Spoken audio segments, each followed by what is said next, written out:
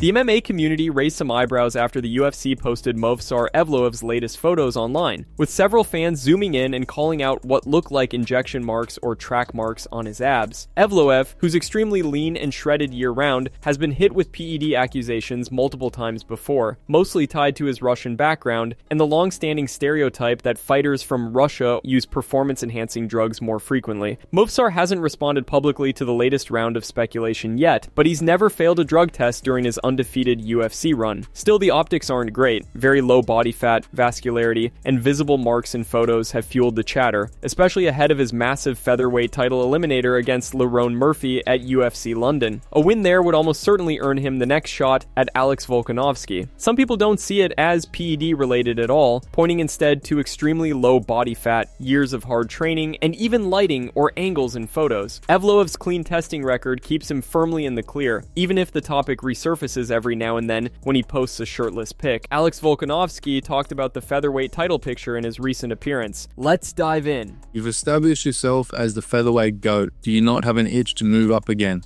It's sort of, but I mean, it's weird. I'm always just like, right now, I can see that it has to be further down the track. Right now, what do I need to do? I need to fight the guys that maybe I should have already fought. Movsar Murphy, your Jean Silvers, Aljamain Sterlings. There's some of these guys that I haven't faced yet. And you know what I want to be as a champion. I want to face the guys that, it's a responsibility. But I do like the idea of that and would love to do it. But I feel like I can only do it when I've earned it. If it comes my way, if someone throws me, it was a short notice fight for the White House. Someone got injured that you need to step in. Yeah, let's do it. That excites me. I get excited for that.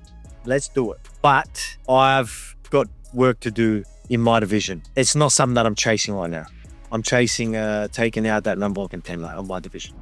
Aljamain Sterling just gave his prediction for Khamzat Chimaev versus Sean Strickland, and he sees it differently from most fans. While a lot of people expect Chimaev to simply ragdoll Strickland with wrestling and top control, Aljo believes Sean has a unique ability to take fighters out of their comfort zones. He said Strickland forces opponents to play his game, high-volume striking, constant pressure, and never letting them settle into their preferred style. Sterling thinks Strickland's relentless forward movement and takedown defense could frustrate Chimaev, make him uncomfortable, and potentially turn it into a stand-up war where Sean can outwork him over 5 rounds. This comes as Aljamain himself is gearing up for his own fight. He takes on rising star Youssef Zalal. Aljo has been vocal about wanting a title shot if he wins, saying he's still one of the most complete fighters at 145 and deserves a crack at the belt. The Chimaev-Strickland matchup at UFC 32-8 is shaping up as one of the most intriguing title fights of the year. Strickland's defense has held up against elite grapplers in the past, but he hasn't faced a dominant force like Chimaev thus far. Let's roll the clip of Aljo breaking it all down.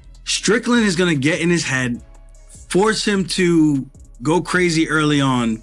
His plan is to defend, get him tired, and then start to turn on the burners a little bit. On paper, for sure, Khamzat is the better fighter. Like what Khamzat brings to the table, he takes you down, you cannot get up, and if he's not, normally he's finishing guys. But Strickland, very durable. I thought if anybody would be able to get to him would be Fluffy, but then Fluffy fought him all stand up for the most part. The few times he tried to get the takedown, he couldn't get it. I think Strickland has a really good chance, especially if he can get Khamzat frustrated and get him to fight outside of himself. Where, like the DDP fight, he took his time. He didn't give a shit who was booing. I just think Strickland, if this keeps up and he can get into his head and convince him, I almost feel like he did that to Fluffy, saying, I'm more Mexican than he is. I stand and fight. This guy takes guys down and humps their leg or whatever. I'm like, Fluffy then fought him that way. Sean Strickland getting knocked out in sparring? Yeah, that's exactly what UFC middleweight Denis Tuliwilin just revealed in a wild interview with Russian outlet Ushateka, now fully translated. According to Denis, it happened during an intense full-throttle sparring session with Maxim Grishin, no headgear, no holding back, both guys throwing bombs. In the heat of the exchange, Strickland got clipped clean, dropped hard, and hit the mat. But in classic Sean fashion, he didn't stay stay down. To Llewellyn said Strickland popped right back up, eyes locked, furious, and stormed back at Grishin like a man possessed, refusing to let the moment stand. Dennis also shared how his relationship with Sean actually began. Not friendly at all. Early on, Sean made an offhand comment about Dennis's home country that hit a nerve. Instead of letting it escalate, the Russian fighter pulled him aside for a direct face-to-face conversation. To his credit, Sean listened, understood, and respected it. From that raw moment, they built a solid friendship based on honesty and mutual respect. Let's roll the clip from the Ushatika interview where Dennis details the sparring KO, Sean's comeback fire, and how their friendship started with a tough but honest talk.